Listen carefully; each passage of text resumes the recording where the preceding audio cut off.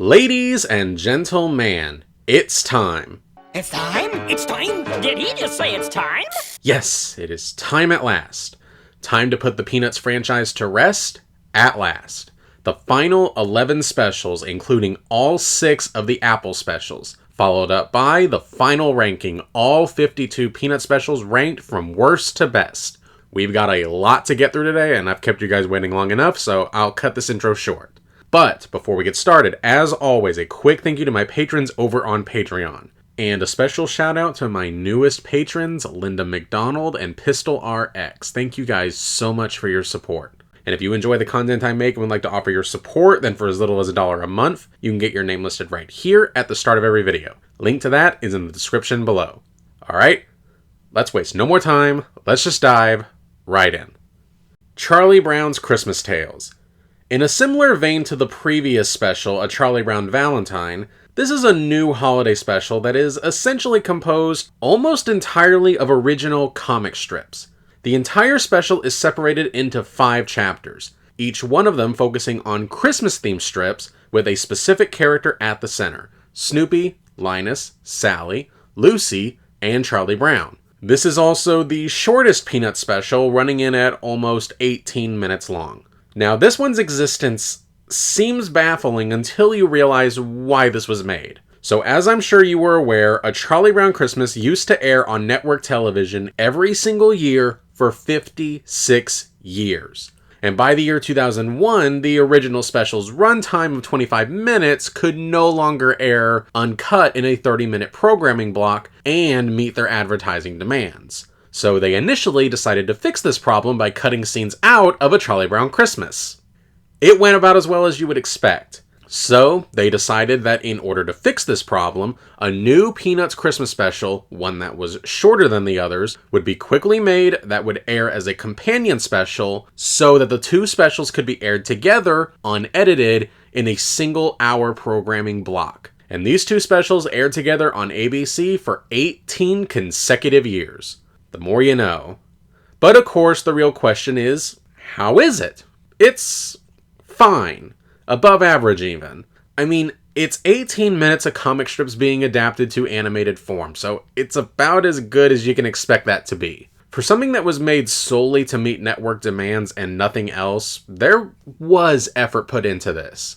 It picks a few good strips, it's paced decently enough, there's no awkward repeating that a lot of these types of specials tend to have. It really seems like they finally found their groove with the new animation style, and it's got a nice, soothing, wintry, Christmassy atmosphere. There's odd things in here like this awkward moment of Charlie Brown just walking back in the house without saying another word to the kid on the front porch. It almost looks like he's lost and forgot what his next line was supposed to be and just noped right on out of there. Also, I do kind of like this detail of the letter that Linus sends to the girl at the school whose name keeps changing is addressed to what's-her-name. That is a really funny detail that they don't draw attention to, which again shows they did put some extra effort into it. But overall, I don't really have much to say about the special itself other than it's a pleasant enough diversion that kinda comes and goes, but in a good way. It's the perfect example of a background Christmas special.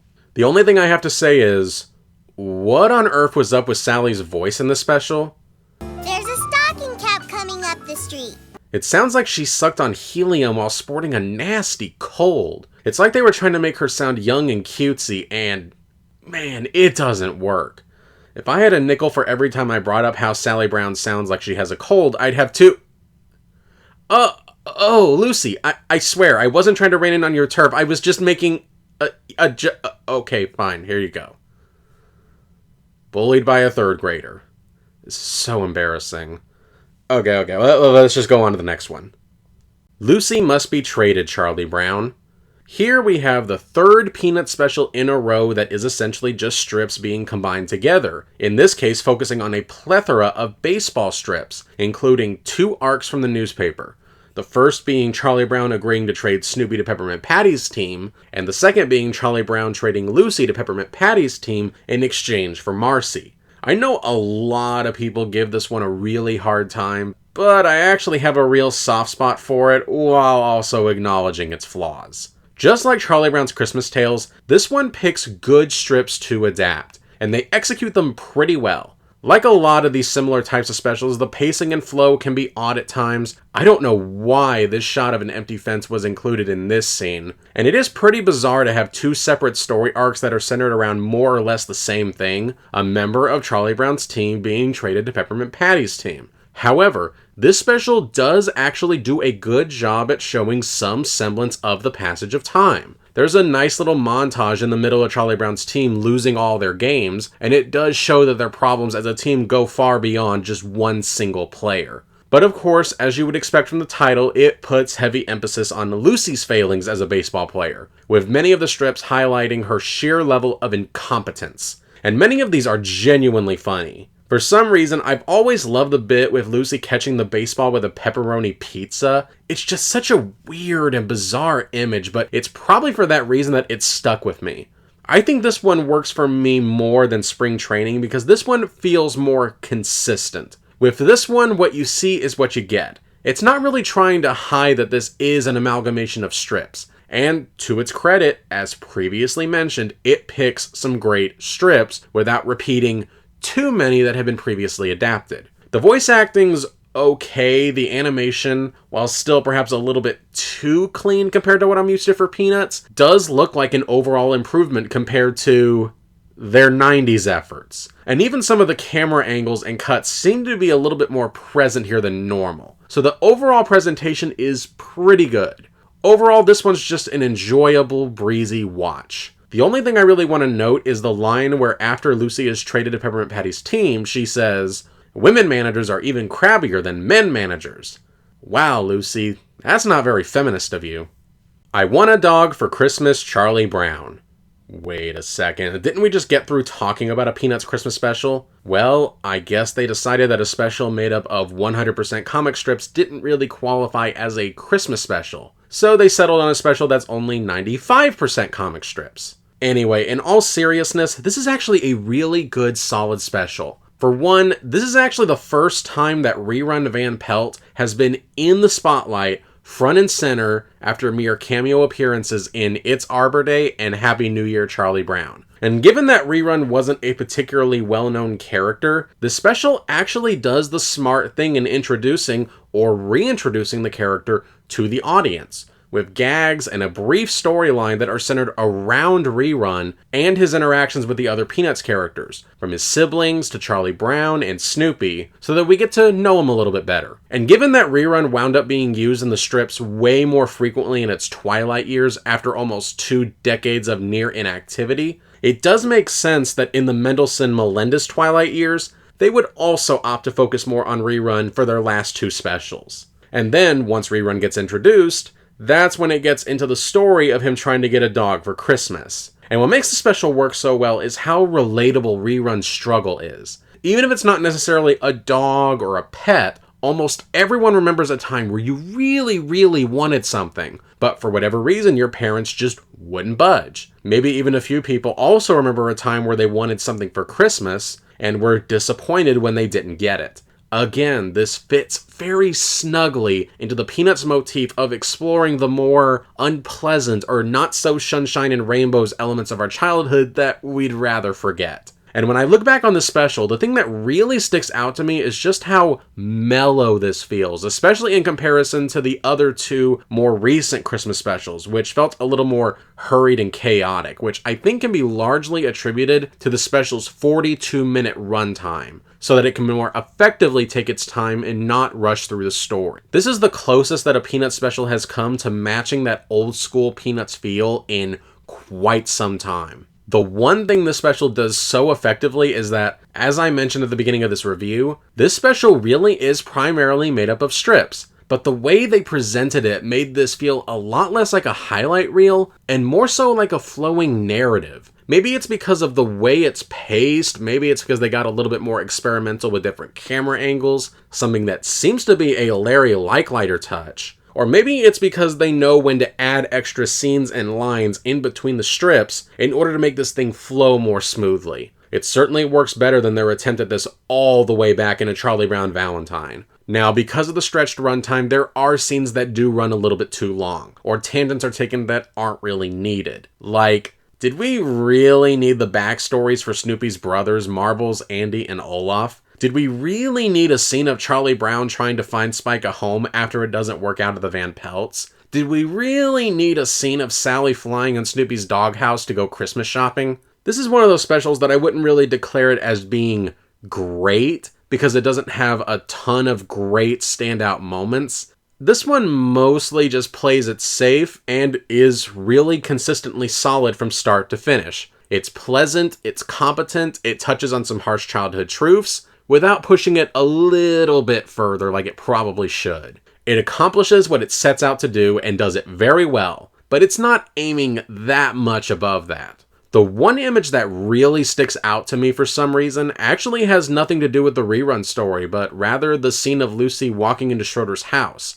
And we get to see all sorts of Beethoven paraphernalia, and her using this giant Beethoven statue as a coat rack for her winter jacket.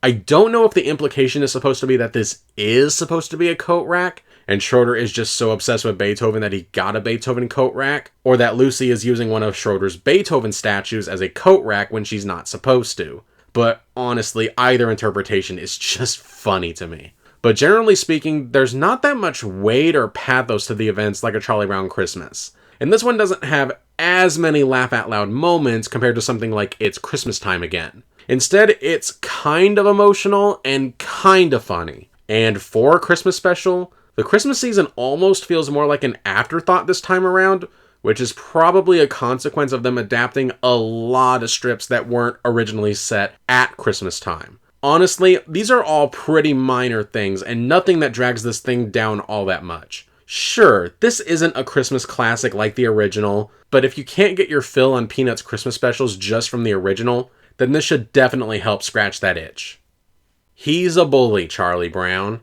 This one marks the end of an era. This is the final Peanuts special to be produced by both Bill Melendez and Lee Mendelson, after 4 decades and 44 animated specials on top of the 4 feature films, television series, miniseries, documentary specials, and commercials.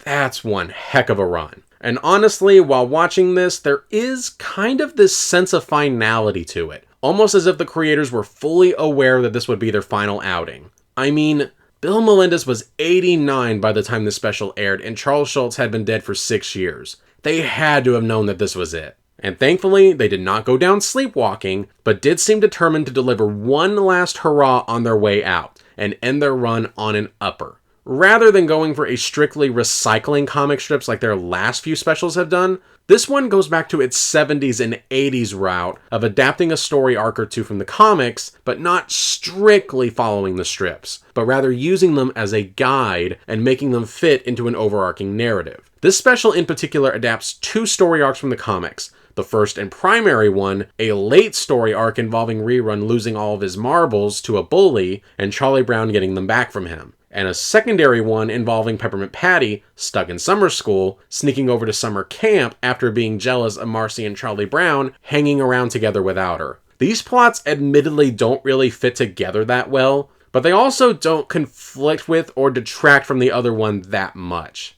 Now let's start with the main plot. So a big change that was made from the comics is that in that one, Charlie Brown already knew how to play marbles, so he didn't need to train to take on Joe Agate. But in this special, he does. This actually does help make the story more fitting for an actual animation special, but it does create some minor issues. The big reason in the strip why Charlie Brown agreed to help Rerun is that he actually had the wherewithal to back it up. He knew that he was a great marbles player, and knew he could win Rerun's marbles back. Charlie Brown took charge of the situation, and he easily came out on top. So in that sense, by taking that away from Charlie Brown, it does make a little bit less sense why he would feel so confident that he could get Rerun's marbles back, especially since in this version, it seems like Charlie Brown only seems to know the basics of marbles.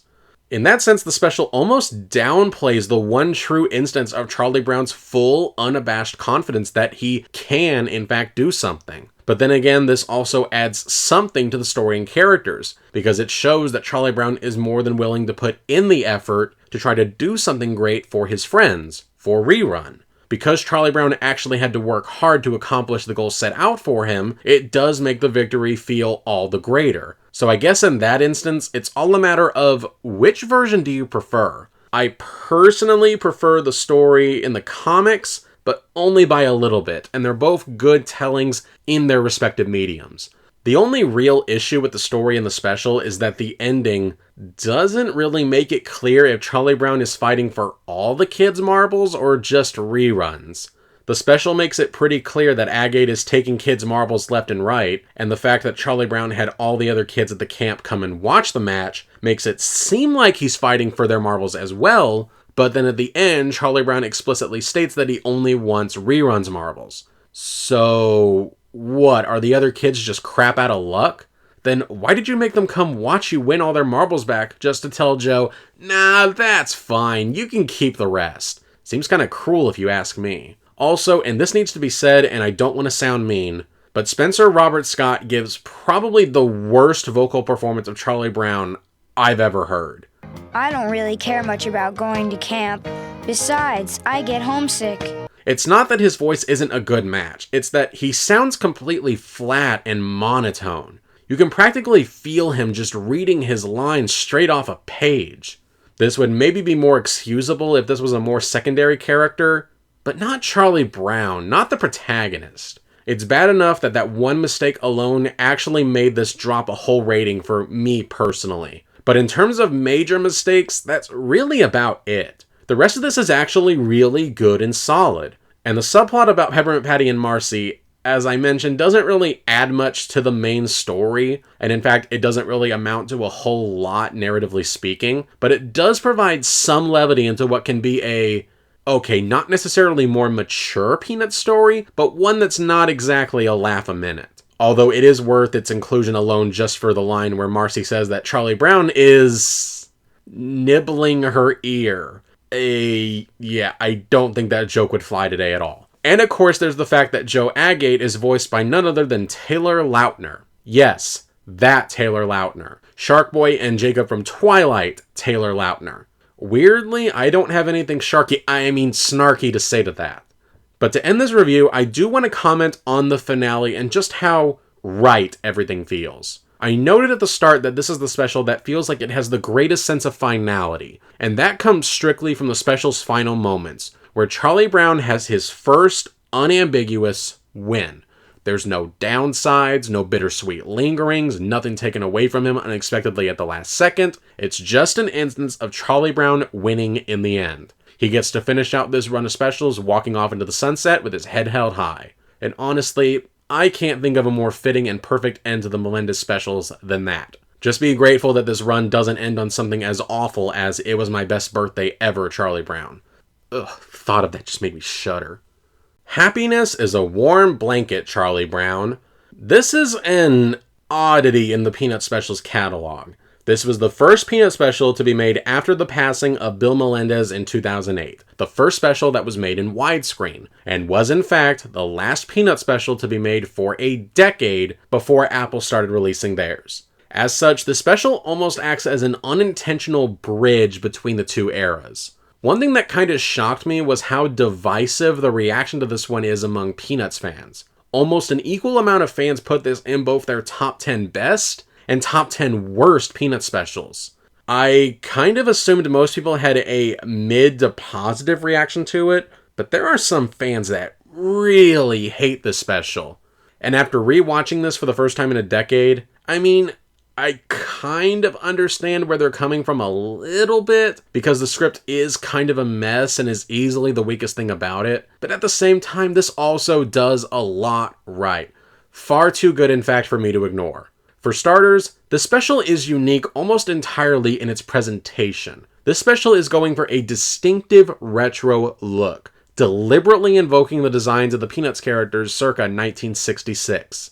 I'm mostly positive toward it. I do like the deliberate throwback nature of it, and I like a lot of the nice touches in this one, like bringing back characters like Patty, Violet, and even Shermie. Even the title is a throwback. The name is obviously a reference to the old famous Peanuts quote, "Happiness is a warm puppy," a quote that was very popular in the 1960s in particular. The one reservation I have is that the animation looks too clean to match the 60s aesthetic, and I would have liked it a little bit more if it didn't have such a digital look about it. But that's almost a minor point. More than any other, this one actually feels the most cinematic in terms of pacing. Long stretches are devoted to just engulfing you in its atmosphere, letting moments really sink in. The special also uniquely takes its time in reintroducing these characters to us and their personalities, almost as if this was supposed to be a pilot for an unproduced television series. Which is an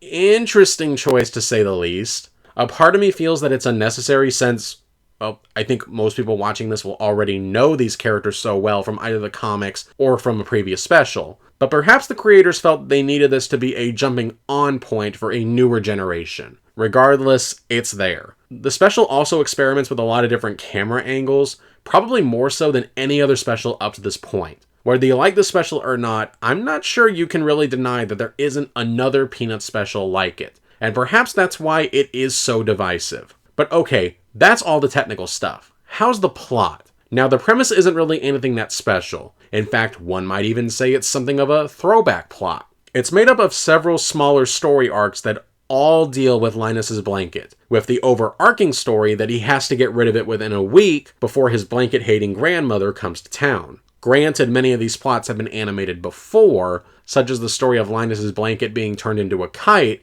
having previously been done in It's an Adventure, Charlie Brown. But they are done well here. And plus, many of them were done in specials that weren't exactly mainstream, so I'm willing to give that a pass. And poor Linus, he gets the short end of the stick more often than not in this special. You do genuinely feel his anger, his frustration, his anxiety, and his withdrawals all throughout the special. And it does a good job of making you sympathize with him. I'm kind of wondering if part of the reason for why so many fans hate the special is because of the torture that Linus goes through, since it really does seem pretty harsh at times, even by Peanuts standards.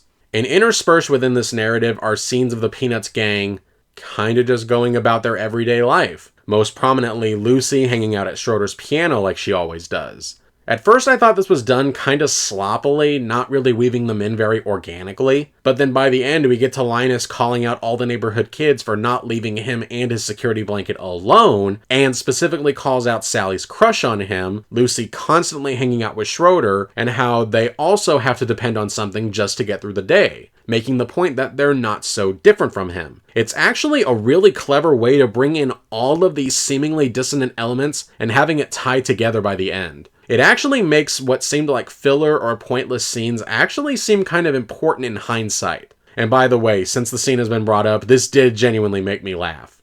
Do you want to see me unhappy? Do you want to see me insecure? Do you want to see me end up like Charlie Brown? That delivery of that line, coupled with the reaction from Charlie Brown, is just... that is hilarious. But yeah, even though that was clever, this script does have a few issues. Probably the biggest is that parts of it feel rather repetitive. I don't know how many times we can do the, oh no, what's going to happen to Linus's blanket now plot before it starts to get a little tiresome. First, Linus tries to get rid of it of his own accord. Then Lucy hides it in the closet. Then Lucy turns it into a kite. Then Lucy buries it. Not helping is the lack of consistency in between them. The closet story arc ends with Lucy admitting that Linus does indeed need his blanket badly, but then in the next couple of minutes she's right back to trying to get rid of his blanket again. This is once again a consequence of copying lines of dialogue that work great in comic strip format, but don't translate that well to the screen in context. And even though the special does make the scenes outside of the plot of Linus's blanket plot relevant, that doesn't mean that they're always integrated smoothly. And plus, this is a special where you more remember it for its vibe and its mood, not necessarily for individual character moments. There's definitely a place for that, and I do like the vibe and mood this one is going for, but that does mean it does suffer a little bit in the memorability department because of that. But yeah, overall, I thought this was really good and solid. A confirmation that, yes, these specials could indeed continue onward even without the original creators. In some ways, I think that does make this a perfect transition special. It's looking back to the past and letting fans know that even though the original crew is now gone, they remember where they came from. They understand these characters and are ready to tell more stories with them going forward. Did they succeed? There's only one way to find out. For Auld Lang Syne. And now we've officially entered the modern era of Peanuts. After a decade-long absence, the Peanuts are back with a brand new special put out by Apple for the modern audience. And they're doing it with yet another New Year's special. And a little bit of Christmas thrown in for good measure, because why not? But given that New Year's is all about new beginnings, but also looking back at the past, that actually does seem quite fitting that this was the subject of their first special. Now, anytime an old property gets a modern day reboot or reimagining, there's almost always a great deal of skepticism, and not without reason. Now, as that happened with this one, it's complicated. So let's get the obvious out of the way first. The animation. The animation was done by Wild Brain, and from what I can tell, the animation is still hand-drawn, but the movements of the characters and their reactions are so clean and fluid that it looks like at least parts of it were computer animated. But I'm not really an expert on animation, so please correct me if I'm wrong about any of this. I'm just judging this based on how it looks to the untrained eye.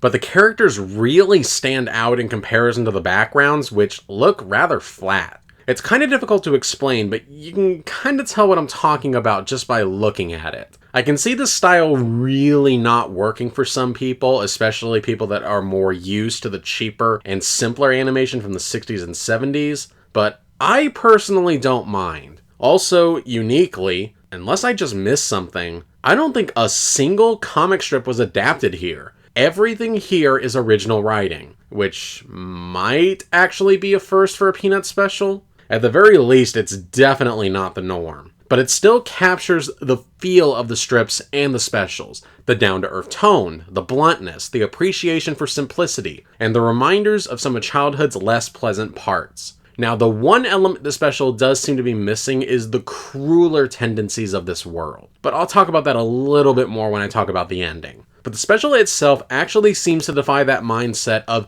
modernizing something that doesn't need to be fixed. For example, Lucy wants to update the song Auld Lang Syne because it's too slow and depressing, and wants to update it to modern times to make it more of an upbeat dance number, complete with flashy costumes. But by the end, Lucy acknowledges that the slower, simpler, older song is indeed better than any updates that she would have made to it. That can't be a coincidence. The writers had to have known what they were doing with the subtext. And speaking of Lucy, let's talk about how she's handled here. So this special decides to put Lucy as the central focus, which would make it the first time this has happened since... Actually, wait, is this the first time that Lucy was made the focus of a special? Can't believe I didn't notice that before, but yeah, this is the first special where she is the unambiguous focus. I mean, what's the closest? Lucy Must Be Traded Charlie Brown? I mean, yeah, her name is in the title, but Charlie Brown is still the focus of most of the special. But anyway, this special significantly downplays the cruel bully aspect of her character, and instead takes a look at the bossy side of her character. It also shows a more insecure side to her character than we're used to. It shows her taking her grandmother not coming over for Christmas really hard and blames herself for it. So she decides to prove to herself that it wasn't because of her by throwing a New Year's party that everybody will love. And naturally, the party is a disaster because she was micromanaging in her quest to make sure that it was absolutely perfect. This special does a very good job at making you sympathize with Lucy's feelings here, which it gets across in some very simple scenes with the animation, the shadow work, the coloring, just really making you feel these moments of inadequacy so that you understand her actions. It's a simple story, but it tells that simple story well. And like I said, Peanuts thrives on the simplicity, so a complex plot really isn't needed. And there's some nice subtle touches here as well, like how the nickels Lucy got from doing her psychiatry booth paid for the venue for her party. And that way you can say that Charlie Brown's insecurities paid for the party, similar to how the party itself was born out of Lucy's own insecurities. That is really clever writing. There's also a subplot involving Snoopy's siblings coming over for the holidays, and Spike in particular wanting to take another family photo since the last one he has is so old. It's a good story that feels like something Schultz would have come up with himself, and it winds up tying in nicely with the main premise, and leads to one of the special's funniest jokes. Also, having Snoopy and his siblings play instruments together works as a great reference to Snoopy's reunion. That shows a level of respect that the creators have for what came before. You never get the feeling the creators simply took these characters' skins and then used them to tell whatever story they wanted. They took great care in not doing that. And the special does try to give every single character something to do or a story to tell. Even if, like Sally's story, it doesn't really amount to much. Now, as you would expect, there are some growing pains as this crew tackles their first Peanuts story. Some of the gags or jokes do go on too long, like the bit of Charlie Brown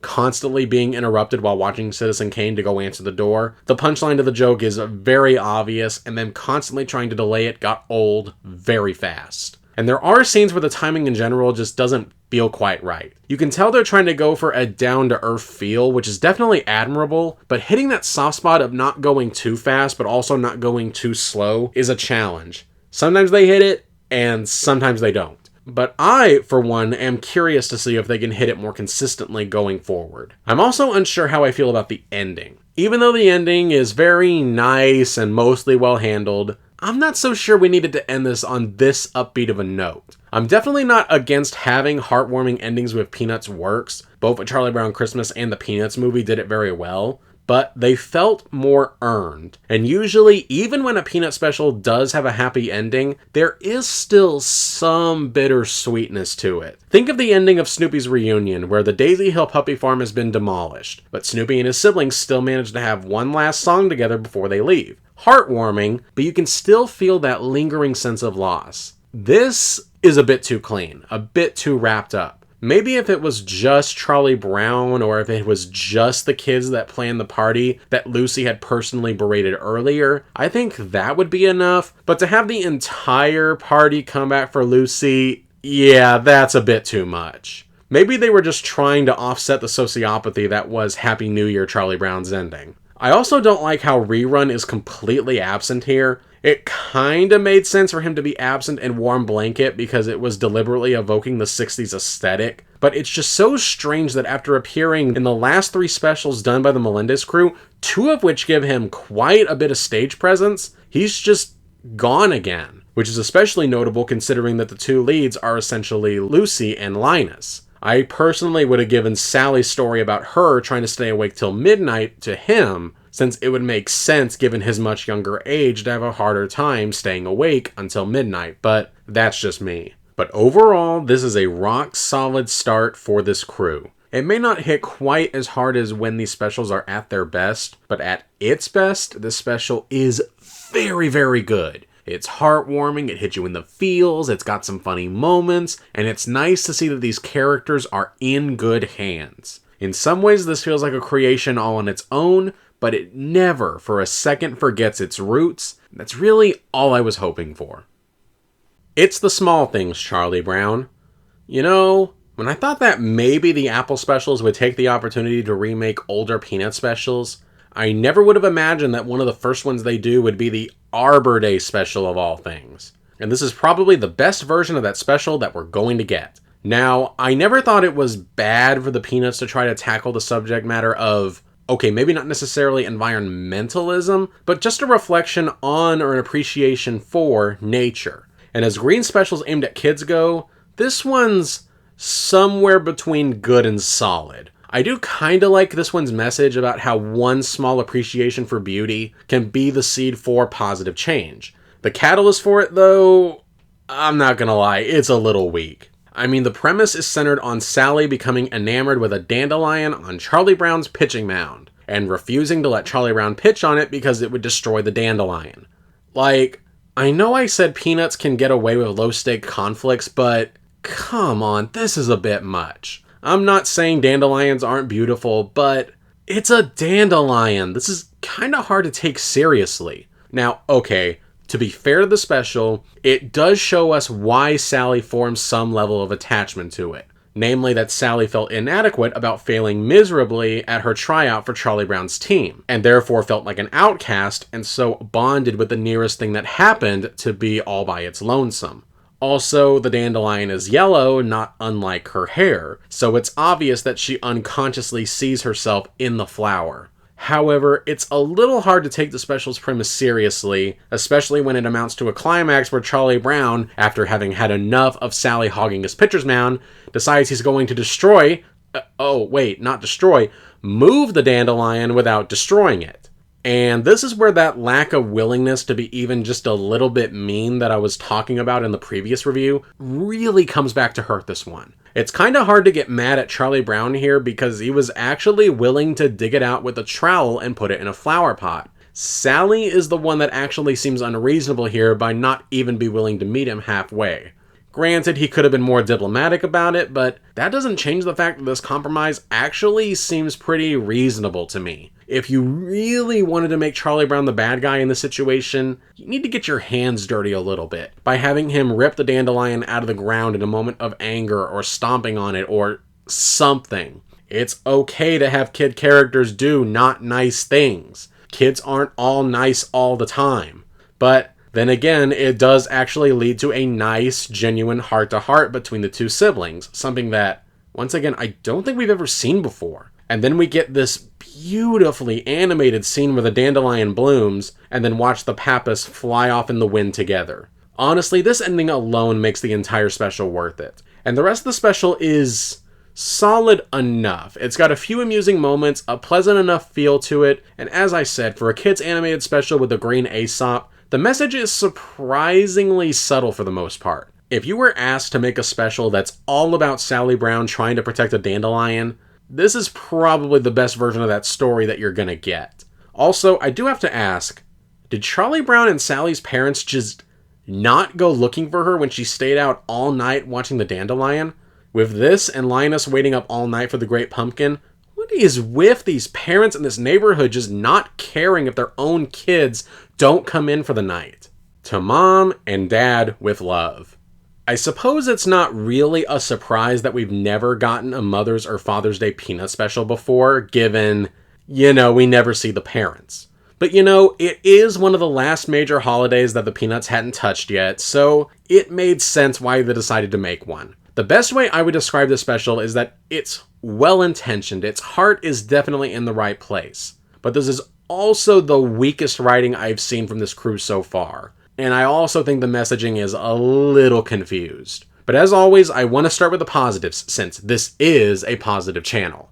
As always, the animation continues to be on point for this crew. They're doing a lot of really interesting things with color to set the mood and atmosphere. You also do genuinely feel bad for Peppermint Patty in this special. This is the first time where we really get to see her confront the fact that she doesn't have a mother head on. This isn't the most groundbreaking way that you could tell this kind of story, it's been done before, but it is nice to see the Peanuts tackle it. It's also really good that the special wants to be a celebration of single fathers and the hard work they do, something that we don't see nearly as often as we should, and it's good to highlight it whenever I do see it. We also get to see the other members of the Peanuts gang trying to prepare for Mother's Day, and in predictable fashion, lots of mistakes are made. I don't remember there being any moments that were laugh-out-loud funny, but the antics were amusing. The idea of Sally having to pay more for the Mother's Day gift than Charlie Brown is just such a funny idea to me. And the subplot involving Snoopy taking Woodstock out to find his mother so that he can give her a flower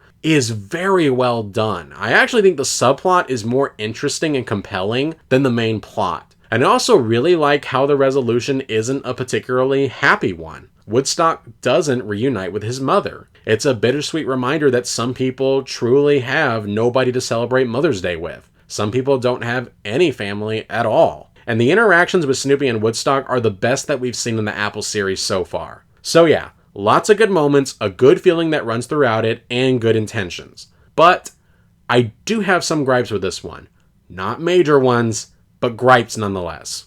There are some sloppy screenwriting mistakes. Like how all the Peanuts gang acts like they're totally blindsided by Mother's Day coming up, but then less than a minute later, we hear them talking about what they had planned to get their mother for Mother's Day. The Mother's Day that they had just said that they'd completely forgotten about 60 seconds ago. One thing that really baffled me was that Father's Day is not even mentioned once, which normally for a Mother's Day special would be fine, except that a large part of the special is about dealing with Peppermint Patty wanting to find a Mother's Day gift for her dad. It's just kind of bizarre that the special acts as if Father's Day is not even a thing. And this is where it gets into kind of murky territory. The special seems to be giving lip service to the idea that single fathers should be included in Mother's Day, an idea that's grown in popularity over the years. And, okay, I know this is going to be kind of a touchy subject matter for some, but that is not a sentiment that I agree with. That's what Father's Day is for. Now, on one hand, this idea is a very childlike idea, so it's not out of character for Peppermint Patty to think in this way, but still, the narrative seems to be largely supporting of this idea, and it's not hard to think so with lines like this. Well, maybe you should expand your card selection. Not everyone has the same sort of family, you know.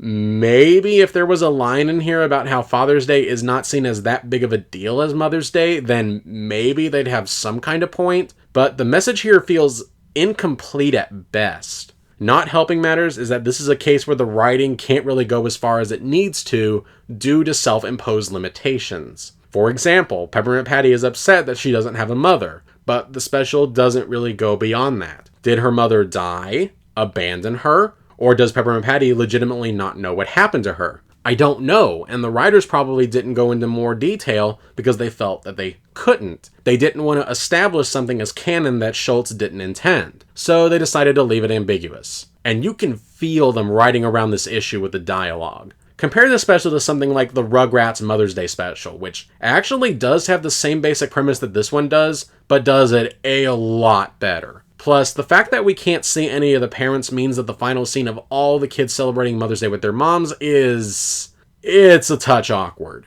But then again, the moment isn't done badly. It is well done, and it hits you in the feels in a good way. And I think that's the best way to describe the special. It does hit you with emotion, just perhaps not as hard-hitting as I would have liked.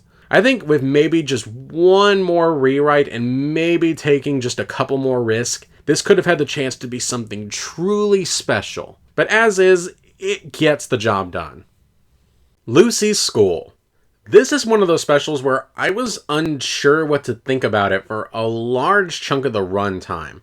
But the more I let it sit with me, the less impressed I was with it. It's not bad, it is still largely competent, but this is the first Apple Peanut special that just felt so uninspired. I think most of it stems from the fact that the special is 38 minutes, when the story it's telling does not need that extra time. All the Apple specials have a runtime of 38 minutes, which I think is kind of odd. I thought the whole point of streaming was that the specials could be as long or as short as you wanted. You don't need to restrict yourself to an arbitrary runtime.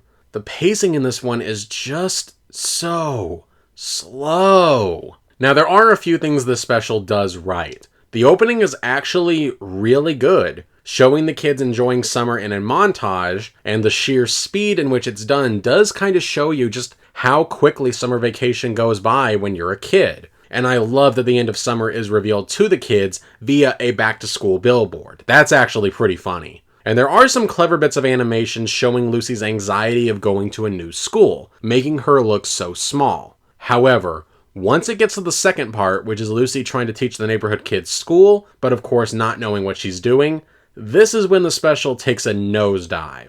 This section drags. We're not getting any terrible writing or bad animation or anything like the worst that Peanuts can offer, but I can't really say that the writing was good enough to really pique my interest. It's just kind of hammering home the point that being a teacher is a lot harder than it looks. And then we get to the last section after Lucy admits that she can't do it and they'll have to go back to school. And I have the exact same problem with this ending that Auld Lang Syne had, and that it ends on too upbeat of a note, except it's even more didactic here. I get that the special is supposed to be a love letter to teachers, but to have Lucy go on this long, saccharine speech near the end about how invaluable teachers are, and to show the new teacher respect, and to put an apple on the desk, come on, that's a bit too on the nose. And this is after the scene where Lucy inspires all the kids on the bus to get ready for school, and for her walking Linus into the school. It genuinely seems like these writers are just too afraid to have even the tiniest bit of cynical edge to it, when that's what made Peanuts unique as a property in the first place. Which I wouldn't mind so much if the rest of the special was mean enough to compensate for it, but it really doesn't. The worst thing that happens is that Charlie Brown oversleeps on the first day of school, but he manages to make it to the school bus on time, albeit with his shirt backwards. Oh, how slightly inconvenient. One thing I've noticed a little bit, which is made the most obvious here, is that these Peanuts specials are a little bit more moralizing than Peanuts usually was. The first special had its traces of it, but it's starting to get really distracting. Let's just say I don't think the previous Peanut specials would have included a scene of Peppermint Patty realizing that learning things is actually good and she's going to try and stay awake and learn for once. The lessons here are very obvious and simplistic. Now, having a message for kids is not an inherently bad thing in and of itself, but you also need to remember that you're telling a story and are trying to entertain them first. And the way to let messages really sink in is to weave it into the narrative, not have characters go on and on about the importance of education and teachers. And again, my problem here is not the message itself, it's the way it's conveyed here. Now, as I said, this isn't terrible. It is watchable, and it does have a few amusing moments. And there are a few nice moments sprinkled here and there, like Lucy opening the window at the end so Snoopy can listen in on the lecture, or the aforementioned scene of Lucy walking Linus into the school. But as a whole, this is the first Apple special that I don't really feel the need or want to revisit. One of a Kind Marcy. After 3 middling to positive specials in a row, I was starting to get worried that the Apple crew might not be able to make a genuinely great Peanut special, especially if they weren't going to be taking that many risks. This special took all the reservations I had and smashed them to pieces. This is a great special. This is the one where they finally found their groove. Maybe I was predisposed to liking it because I am an introvert myself. So the special really did speak to me. This special does a very, very good job at capturing the mood of what goes on inside an introvert's head. The animation stylistic choices contrast the mellow, soft atmosphere that introverts prefer, and how unpleasant and chaotic it can be when that flow is disrupted. This is a case of visual storytelling done right, and probably some of the best of it I've seen in Peanuts. You feel every bit of awkwardness that is going on through her mind when she's put in a social situation that she's not comfortable in. And Marcy is the perfect pick for telling such a story. If there's any of the original cast that I buy as an introvert, it would be Marcy. And this special really fleshes out her character in a way that none of the other specials have done before. And I think this is what these Apple specials can do going forward, is to give these minor or secondary characters a day in the spotlight to shine. It's ironic that for a special that's finally Marcy's day in the spotlight, they have the whole entire story being about how she's uncomfortable with being in the spotlight. I have to wonder if that was some kind of meta joke that the creators were very much aware of. And thankfully, the biggest problem I was having with these Apple specials, and that was this kind of moralistic style, has been toned back significantly. The closest thing we get to a message is that people should accept that not everyone craves the spotlight like they might, and that sometimes introverts are going to have to step outside of their comfort zone even if they don't want to. The former moral is a little bit more obvious, the latter is more subtle. And thankfully, some of the edge and meanness that's been missing in the last few specials is actually present here without getting mean-spirited. For example, all the kids rush off to watch Peppermint Patty play a game of golf. Not because she's playing well, but because they catch wind that she's actually playing really badly. That's actually really funny. And this special does put Charlie Brown through the ringer a little bit this time around, with a few jokes at his expense. Not coincidentally, for such a shift, this is also the funniest of the Apple specials, and probably one of the funniest Peanut specials, period. There are so many great one-liners in here, like Peppermint Patty's quip about how she was hoping that Charlie Brown's comment that he knew nothing about golf was just him being humble, or Lucy saying that it's a miracle that Charlie Brown knows how to write on a chalkboard correctly. The entire special is littered with funny moments like that. And there's a lot of creativity, like how they show the hallways being crowded by literally having Marcy being bounced around like a pinball on top. This one is just so well balanced. The humor, the softness, the meanness, having a plot that feels more down to earth, but without feeling meandering or low stakes. And the story is perfectly paced.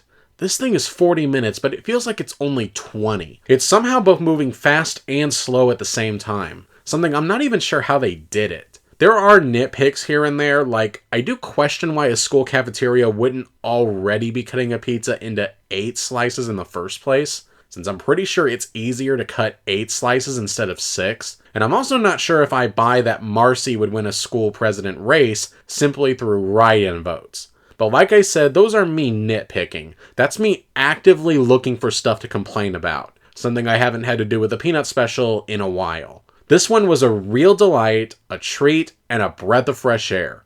It is, dare I say, one of a kind. Welcome home, Franklin. And finally, we end this series with the most recent one to date. And this is actually one of the very best Peanut specials there is. I think this is good enough to be up there listed as one of the Peanuts greats. I'm actually really liking this trend that Apple's doing of taking ancillary characters and devoting entire specials to them and giving them more character. Maybe we'll get a Shermie special in the near future. They can call it Shermie Shows Up or something. Anyway, back to this special. Franklin, at the start, was created by Charles Schulz to add a little bit of racial diversity to his strip following the assassination of Martin Luther King Jr., and as tensions were still high regarding school desegregation following Brown versus Board of Education. Franklin wasn't originally given much personality beyond being the only sane guy, and the normal one who went to Peppermint Patty's and Marcy's school. And I think Schulz was probably worried about giving him too many flaws because at the time the strip came out, it's understandable why he wouldn't want to. But the result is that the character in the strip is a little boring. So actually, if there is a character that could be given just a little bit more of a personality, it was definitely him. And what I really like about this special is the backstory that they gave Franklin. That he was a kid who was forced to move around a lot because of his dad's job of working at the army, so no place ever truly felt like home to him. So when Franklin arrives in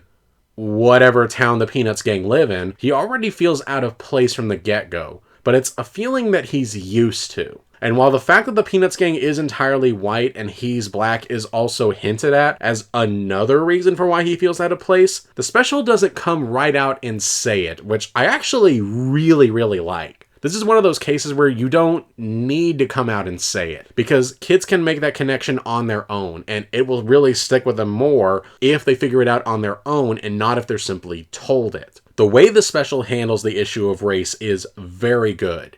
It never gets preachy or moralizing about it, but it also doesn't ignore it. There's a great scene where Franklin and Charlie Brown bond over baseball, and Franklin reveals that he has a great uncle who played in the Negro Leagues back when baseball was segregated. It doesn't gloss over the issue, but it also doesn't feel the need to go into this long spiel about how bad racism is. There really is just this incredible respect for children's intelligence with the way that they handle this. This actually feels like a real conversation between two kids. And like I said, the special does give Franklin some personality. Not just with the backstory, but we also see that Franklin is also insecure, not so unlike Charlie Brown. He wants to make friends, but doesn't really know how, because he's never stuck around long enough to really have any friends. So he feels kinda awkward and wants to impress all the neighborhood kids so that he'll feel respected. This is a struggle that a lot of kids can relate to, regardless of their race or whether or not they moved around a lot or not. And it is represented here so well. And that actually leads to some really great comedy. The scene where Franklin tries to go around the neighborhood and introduces himself to the neighborhood kids and reacting to their idiosyncrasies is incredibly funny and leads to some great reactions. And the edge that was missing from Apple's first 4 specials but was present in One of a Kind Marcy is still present here. Charlie Brown does indeed retain some of his butt monkey status this time, and the kids can indeed be mean to each other at times.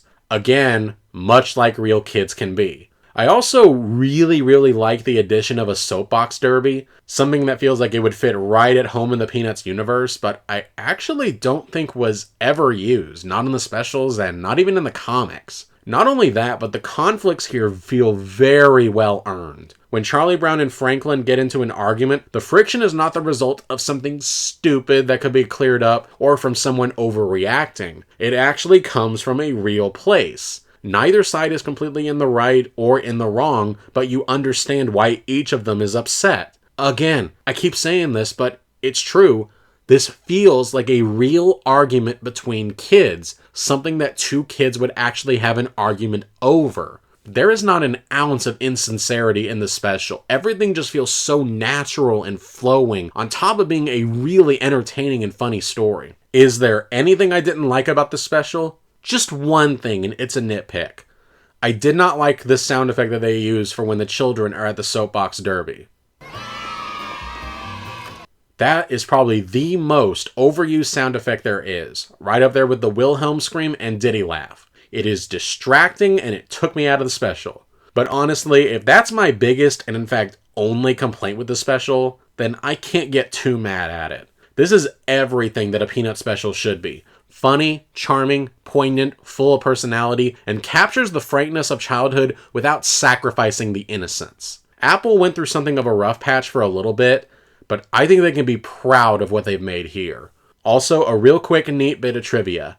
This special does give Franklin the last name Armstrong, which was never stated in the comics, but was indeed given to Franklin by Charles Schulz in the special, You're in the Super Bowl, Charlie Brown, who was named after the black cartoonist Rob Armstrong, who actually helped co-write the screenplay for the special, which might actually explain why this one feels like it has such a personal touch to it. Whew. There you have it. That is all 51 of the official specials, plus the original documentary that started it all with animation from the OG crew. Lots of really great, delightful specials, and of course some hiccups along the way. But I will say, most of the specials were at the very least okay or watchable. There were only a handful that were awful, which I think just goes to show just how much love and care the creators had for these characters, and they wanted to do them right when bringing them to life. And I don't know what's in store for these characters after this, but for right now, they're in a good spot. Maybe they'll stay at the high quality of the last two specials, maybe not. But whatever happens, we'll always have the classics to look back on, and whatever they do decide to make after this, I don't doubt that these creators have the sincerity needed to make Peanuts so charming. Alright, before we get into the final ranking, I do need to take some time here to correct or clarify a couple of things, and I need to take a very quick second look at a couple of specials where the initial reviews just didn't sit right with me. In my Snoopy's Getting Married Charlie Brown review, I noted that Fergie voiced Sally Brown, and then made a comment about Sally singing a song in the special.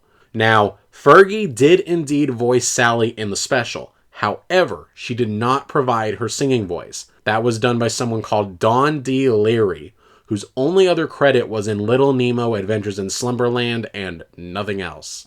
I just made the assumption that since Fergie ended up becoming a singer and Sally sang a song in the special, that she'd also provided the singing vocals. But that was wrong, and it's my fault for making that assumption without double checking.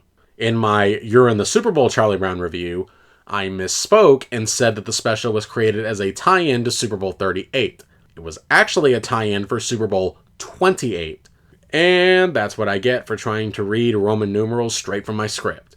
I do misspeak sometimes when I'm reading my script, but none of them are usually particularly egregious, or if they are, I'm usually able to catch it during the editing process. But this one was particularly egregious and I should have caught it.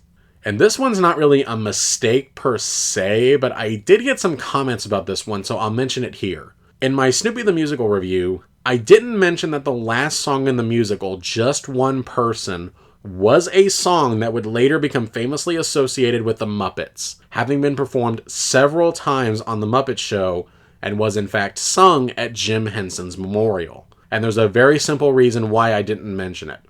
I just didn't know. I didn't grow up watching the Muppets, and even to this day, I'm not overly familiar with them outside of some of their films, so I just had no idea that this song that originated from Snoopy the Musical would later become associated with the Muppets. But yeah, if I had known that, I would have said something, because that's too neat of a trivia to leave that out. But yeah, like I said, I had just never heard of the song prior to hearing it in Snoopy the Musical, so I felt no reason to single it out. And now the specials I wanted to give a second chance and see if my opinion on them has changed. Now this time around I only have two. Let's start with the easier one first. What have we learned, Charlie Brown? I wanted to give this one a second try because I felt I was a bit too harsh on my rating. Something I felt while I was in the process of editing the review. And upon rewatch, I will say that, yes, the slapstick is still out of place for all the reasons I said. But still, it doesn't bring it down quite as much as I'd originally said. I'd say this would probably be a low 9 or high 8 without the dumb slapstick, but with it, I'd say it brings it down to a low 8. Not insignificant, but not quite enough to bring it down to a 7 out of 10, in my personal opinion. And the second one is It's Magic, Charlie Brown. This one I wanted to give a second chance because so many people were shocked at my low rating of it. And in turn, I was shocked by just how many people put it in their top 10 best Peanut specials. So, was I missing something? Well, I gave it a second chance. And my opinion about it is largely unchanged. I still think all the issues I laid out in my review still stand. I think the world building here is very sloppy and doesn't properly integrate magic into the Peanuts universe. I thought the pacing didn't really work, I didn't think it was that funny, and I felt that it didn't really take advantage of the setup of Charlie Brown being invisible, except for the obvious. Now, I was curious about why so many people in my audience loved it so much, so I did ask you guys for your reasons why it was placed so high. The short answer, the most consistent response I got, was that people loved seeing Charlie Brown finally getting the chance to kick the football. But others also said they loved the magic show in the first half and just thought it was funny. That's kind of what it boils down to. Many were able to accept the premise on face value and just thought it was funny, and found catharsis that Lucy finally got some comeuppance for once. Plus, I also think that it helps if you grew up with this special, like if it was a childhood favorite of yours. I didn't watch this one until I was an adult, so I have no nostalgic connection to it whatsoever. And I still stand by what I said. This is not a terrible or bad special. I could certainly sit through it again. It's watchable. It's just not one that I would casually put on when there are other Peanut specials that I could do that for. But of course, my opinion doesn't dictate yours, and I really am glad that you guys are able to enjoy something that I don't. So I'll just leave it at that. And now, here it is, the moment you guys have been waiting for, my official ranking of all the 52 specials ranked from the worst all the way to the cream of the crop. I kept you waiting long enough, so let's just jump right into it. Number 52, the worst Peanut special is You're in the Super Bowl, Charlie Brown. Number 51, It Was My Best Birthday Ever, Charlie Brown. Number 50, Someday You'll Find Her, Charlie Brown. Number 49, It's Your First Kiss, Charlie Brown. Number 48, It's the Girl in the Red Truck, Charlie Brown. Number 47, Play It Again, Charlie Brown.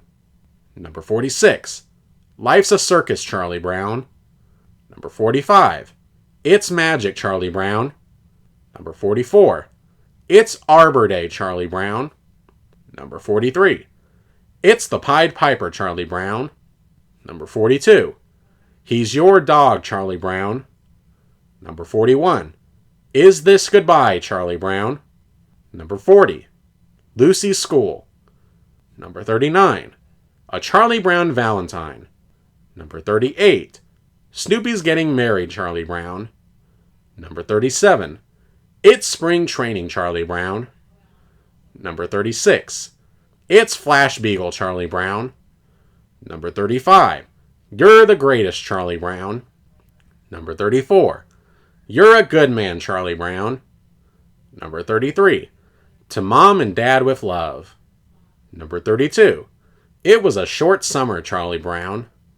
Number 31, It's the Small Things, Charlie Brown. Number 30, Charlie Brown's Christmas Tales. Number 29, Lucy Must Be Traded, Charlie Brown. Number 28, A Charlie Brown Celebration. Number 27, Snoopy the Musical. Number 26, It's a Mystery, Charlie Brown. Number 25, He's a Bully, Charlie Brown. Number 24. There's no time for love, Charlie Brown. Number 23. What have we learned, Charlie Brown? Number 22. Happiness is a warm blanket, Charlie Brown. Number 21. It's an adventure, Charlie Brown. Number 20. I want a dog for Christmas, Charlie Brown. Number 19. What a nightmare, Charlie Brown. Number 18. Happy New Year, Charlie Brown. Number 17. For Auld Lang Syne. Number 16. You're a good sport, Charlie Brown. Number 15. She's a good skate, Charlie Brown. Number 14. A boy named Charlie Brown. Number 13. You're in love, Charlie Brown. Number 12. It's Christmas time again, Charlie Brown. Number 11. It's the Easter Beagle, Charlie Brown. Number 10. A Charlie Brown Thanksgiving. Number 9. One of a Kind Marcy. Number 8. Snoopy's Reunion. Number 7. You're Not Elected, Charlie Brown. Number 6.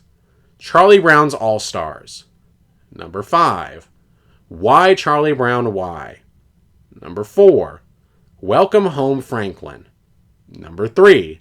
Be My Valentine, Charlie Brown. Number 2. A Charlie Brown Christmas. And number 1.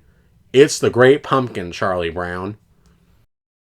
Alright, that's my list. And now it's time to get into your guys' top 10 best and top 10 worst Peanut specials. Thank you guys so much for voting. I received 57 votes, and I loved looking through your guys' list. I loved looking at the ways that we agree and the ways that we don't agree, and the uniqueness of everyone's lists. Anyway, enough stalling. Here is the top 10 Peanut specials as voted by you guys. Number 10. It's Magic, Charlie Brown. Number 9. It's Flash Beagle, Charlie Brown. Number 8. Charlie Brown's All-Stars. Number 7. Be My Valentine, Charlie Brown. Number 6. It's the Easter Beagle, Charlie Brown. Number 5. You're Not Elected, Charlie Brown. Number 4. Why Charlie Brown Why?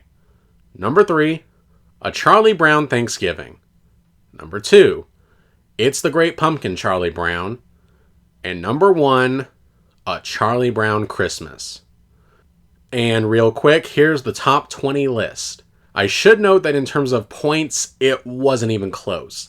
The top 2 specials completely dominated the field. They were well out in the lead. Nearly every single list that was sent to me had both of these specials, and the overwhelming majority had them both near the top. I was actually genuinely surprised at how well both Flash Beagle and It's Magic did.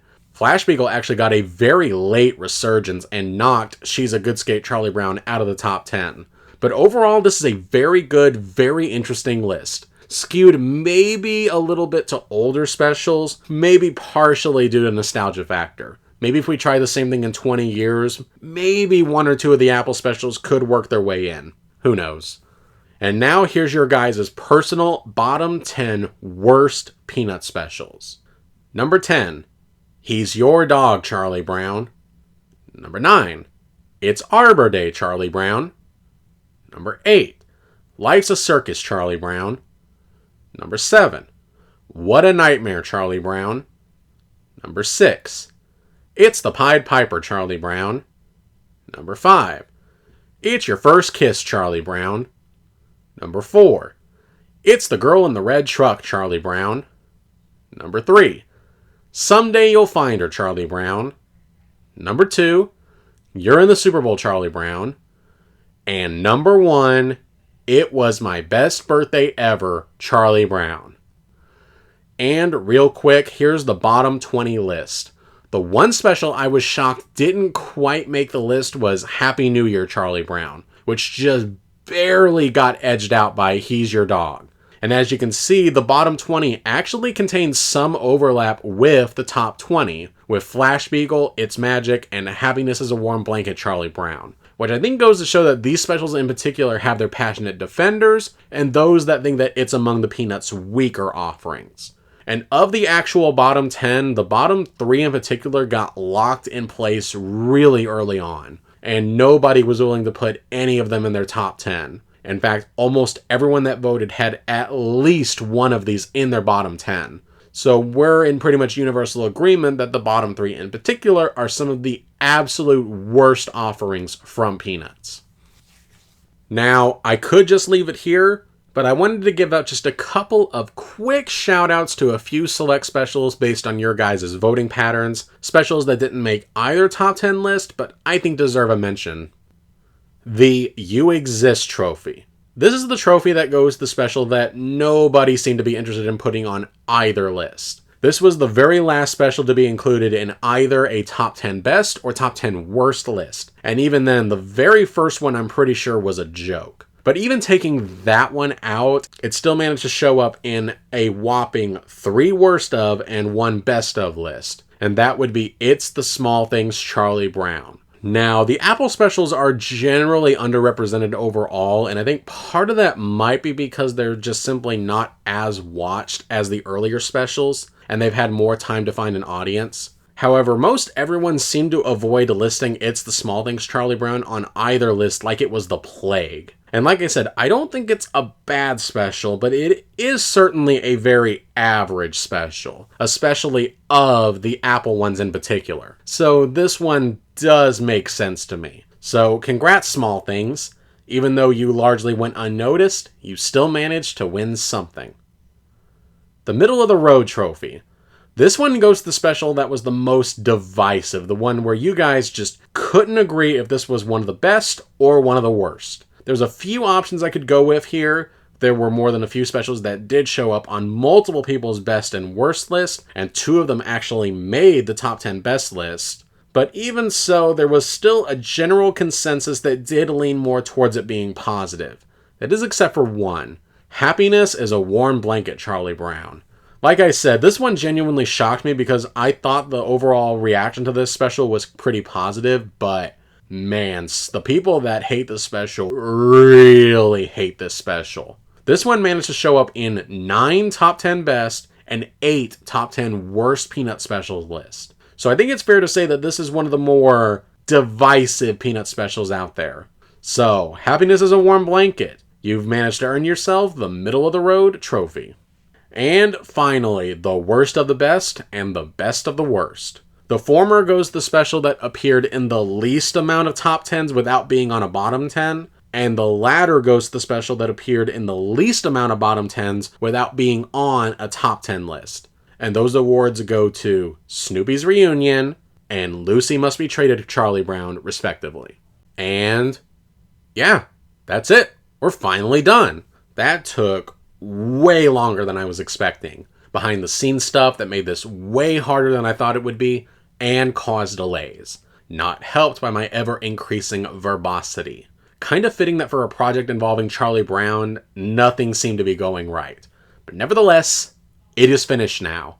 And I am glad I went through this. I love the Peanuts, many of these specials I grew up with as a kid, and I loved revisiting them. And I found a few hidden gems that I'd never seen before, as well as having a deeper appreciation for certain specials that I didn't enjoy growing up. This is a wonderful franchise, and hopefully I encouraged you to maybe check out 1 or 2 of the specials that you hadn't before. But of course, I am ready to move on to something else. This was supposed to be a breather project after Looney Tunes, and that certainly didn't pan out. So maybe I need to spend some time on a much smaller franchise. Something maybe as small as a mouse. Nothing chaotic, no tomfoolery, just a nice, quiet, very brief... What was that? Anyway, like I was saying, something very tiny, maybe unheard of... what is okay, excuse me, I've got a lion to tame. Phew! Glad that's taken care of. What was I talking about again? I'm sure it'll come back to me. Well, now that's just rude. And, yeah, I guess that's it for now. Thank you so much for watching and sticking with me through this project. And once again, a special thank you to my patrons over on Patreon. You guys are amazing. And if you want to be notified of when my next project comes out, make sure that you're subscribed so that you don't miss it. And be sure to keep an eye out for any updates. Have a good day, and I'll see you next time.